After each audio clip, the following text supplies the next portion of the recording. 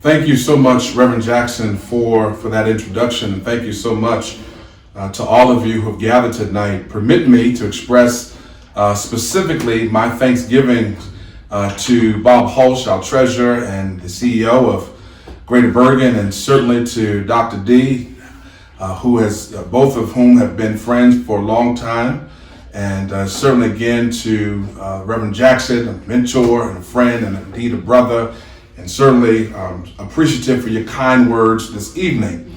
I also want to just acknowledge the hard work and labor of Cindy Aaron, and certainly for your organizational skills in pulling this all together and for allowing us to be able to share in this annual meeting. To Joe and to Bob Moore, I'm appreciative to each of you.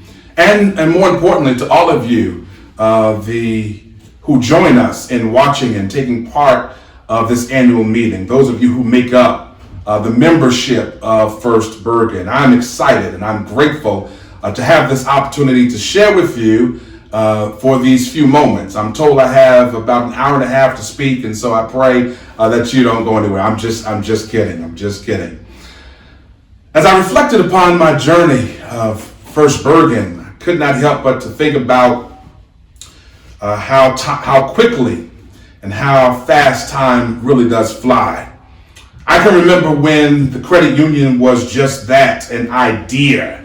I can remember when it was an idea of a few people who were engaged in conversation, trying to figure out what we can do to help those that were in need within our community in a greater way.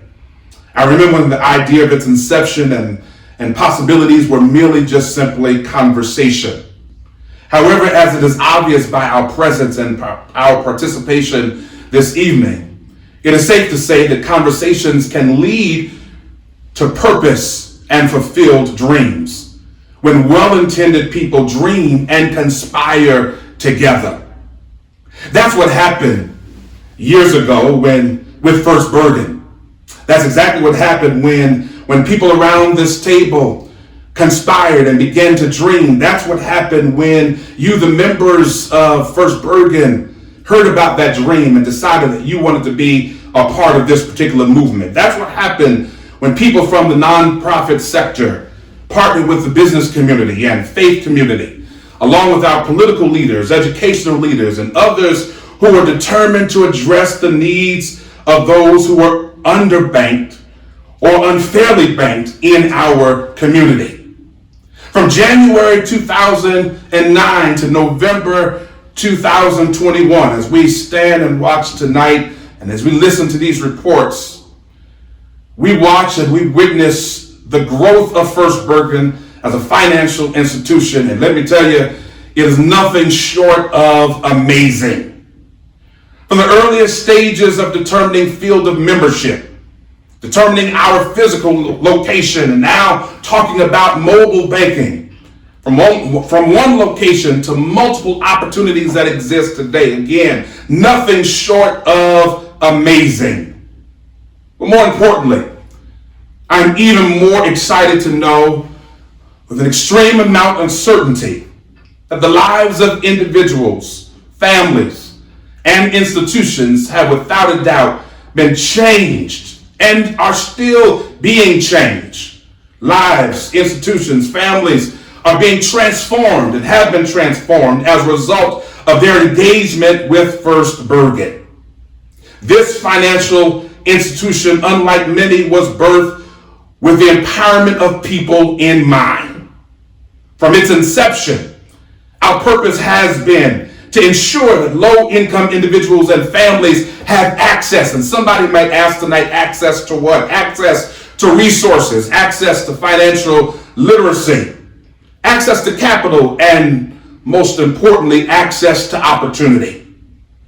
To ensure sustainability for individuals and families, to ensure strong and bright futures for individuals and families, to aid individuals in seeing beyond their current reality and circumstance, to break and end barriers that lead to poverty, to build bridges that expands and increases the financial capacity of individuals and families, We have indeed embodied without question the age-old truth.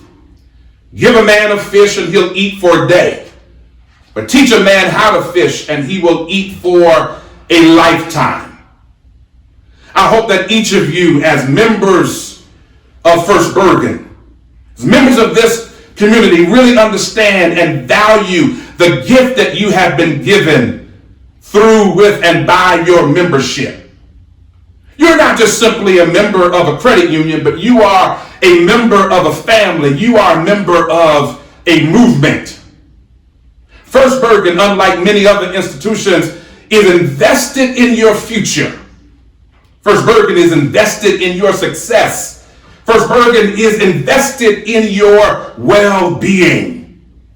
Your success is First Bergen's success. For indeed, we are family. Speaking of family, I'm reminded of a story that I heard about a young man named Little Johnny. Little Johnny was in math class, and Little Johnny's teacher says to him, "Johnny, if you have $2 and your dad gives you $2, how much money do you have?" Little Johnny says, "Teacher, I have $2. Teacher says, "No, Johnny, listen, you have $2, your dad gives you $2. How much money do you have?" Johnny says, "Teacher, I have $2. And finally, the teacher says, "Johnny, you don't know how to add." Johnny looks at the teacher and says, "You don't know my dad. He doesn't give out any money." Well, this story is not my story. However, it made me very reflective of my early years. While this story is not my story, it made me specifically reflective about my earliest conversations about money and around wealth and credit and around this idea and notion of banking. The truth is, I did not have this conversation around the dinner table. This was not normative conversation for us. For whatever the reasons were, we didn't talk about wealth. We didn't talk about credit. We did not talk about debt. It was not the norm to engage in conversations around these issues, and such was the case, again, for many of my peers and many of those who grew up in my particular community. We did know that you needed to work in order to eat. We did know that you needed to work in order to live well, and we theoretically understood that the better your level of preparation, the greater your chance was to live with a sufficient income. But my real introduction outside to banking, outside of Christmas clubs, my real introduction to financial literacy came as a result of my high school graduation and all of the gifts that came with that graduation. And I needed to find a place to deposit these particular resources. You couldn't tell me anything. I was on my way to college, on this campus. I had money in the bank. I had an ATM card in my pocket, and I was set. You couldn't tell me much of anything. And on top of that, when I arrived on the campus of Virginia Union University and daily would walk through the main hall, I would encounter these credit card companies in the student center. And these credit card companies were giving away these cards. All you had to do was sign the dotted line. I said to myself, this is great. These companies understand how difficult it is for college students to survive. They understand the difficulties that college students have navigating their college years, and they want to help these students out. Not realizing the real cost was in the hidden astronomical interest rates that were being charged.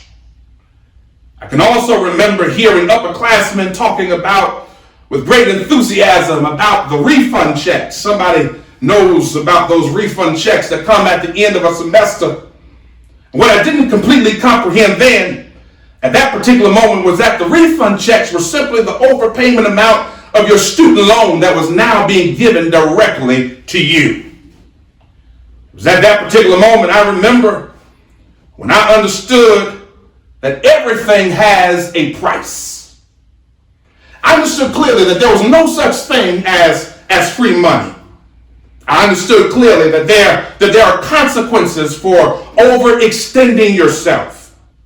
That there is a need to protect your credit, that there is a need to protect your name. What's the point of all of this? I'm glad you asked. Sometimes it takes longer for us to be able to grasp the life lessons that are meant for us to get early on in life. I've lived long enough to know this, that some lessons are taught, but other lessons are caught. And some lessons come as a result of a credit union annual meeting on a Tuesday night in November.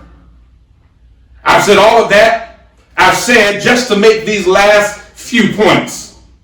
I want to share with you 3 things that I wish I had learned earlier in life. However, when I learned them, they tremendously changed and transformed my life. These are not the infamous words of Susie Orman. They're not the infamous words of Dave Ramsey. Not the infamous words of Michelle Singletary, Ali Velshi, Buster Soares. But these words emanate from the lived experience of Vernon Walton. And I leave them with you tonight. The first of which is this. I want to encourage every person listening, every member of First Bergen to understand that you and I have to pay yourself first. Yes, pay your bills, but pay yourself first. Be disciplined and learn not to spend everything that you have. If everything you make is spoken for, it's time to reevaluate those expenses. Recently, I read this. These are habits that keep you broke. The first of which is spending money you don't have. The second of which is not creating a budget. The third of which is eating out too much. The fourth of which is not saving your money. And the last of which is not investing in yourself. Whatever you do, pay yourself first. But then the second lesson I want to leave you tonight is to prepare for your future. Live for today, but plan for tomorrow. Know and understand the difference between what you need and what you want, and learn how to prioritize the two. Invest in your future. After you've paid yourself, I challenge you to make a payment into your future. The last of which I want to leave with you is this, and that is pay it forward. John Bunyan says you have not lived today until you've done something for someone who can never repay you. Some call it charitable giving. Some call it philanthropy. Some call it the tithe. Whatever you call it, learn how to give and learn how to share what you have with somebody else. And the only way that you're able to share is, in fact, if you pay yourself and prepare for your future. There's an ancient text that declares, to whom much is given, much is required. And I hope these lessons, learned and lived by Vernon Walton, have been helpful. Let's leave this meeting tonight ever more determined, ever more committed not to allow the deep-rooted and embedded issues of systemic inequalities and racial gaps in finances to stop us.